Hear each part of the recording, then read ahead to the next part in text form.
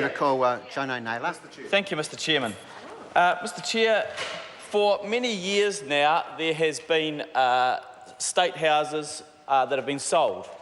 Tenants have been able to buy the houses that they've been living in for some time, and of course those properties may well have been initially taken under the Public Works Act or purchased under the Public Works Act. In fact, all of us, in fact, right through many of our communities, tenants have been able to purchase the state house in which they've been living.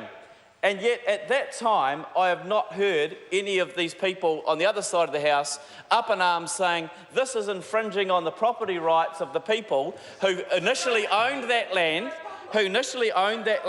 and should have rights under the Public Works Act to actually come back and have rights to purchase that land back again.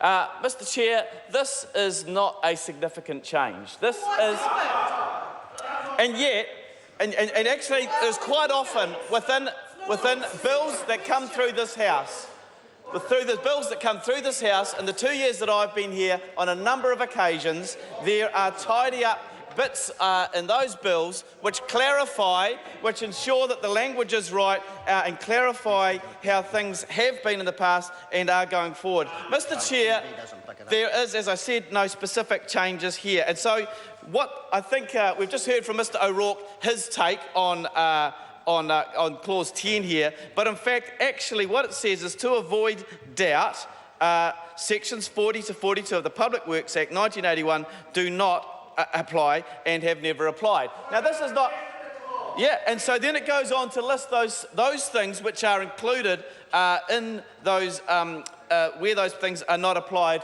and haven't been applied in the past. Mr Chair, this is important that we clarify this. It's not the substantial part of this bill. The substantial part of this bill is actually in part 1, which I won't discuss. That's already been done, it's been passed, and we're moving on.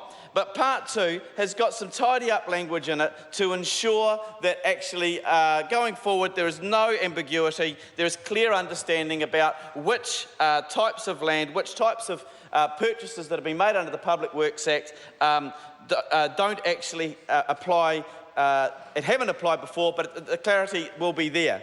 Now, Mr Speaker, we hear from the other side of the House that, and I've heard through all parts of this debate that we've been going through so far, oh, we've got a different plan, we've got a plan called Kiwi Build.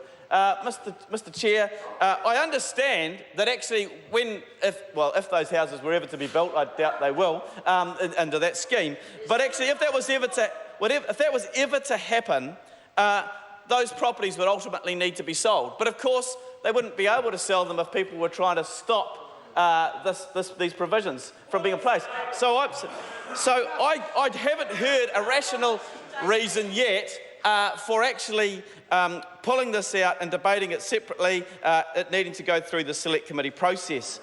And Mr Chair, all I've seen so far this morning is what appears to me to be a deliberate attempt to take this urgency debate beyond 1 o'clock this afternoon so that then they can collapse the House. Well, Mr Chairman, I see this, and we'll see what time we finish today, but I can tell you that if this actually finishes after that time today, Mr Chair, actually what I believe, you see actually what happens, suddenly they start reacting when the truth comes out.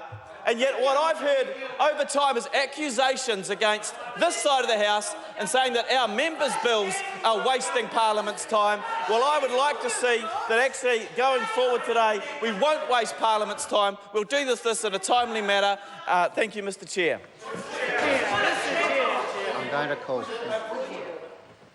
point of order, Chris Sippins. Thank you, Mr Chair. Mr Chair,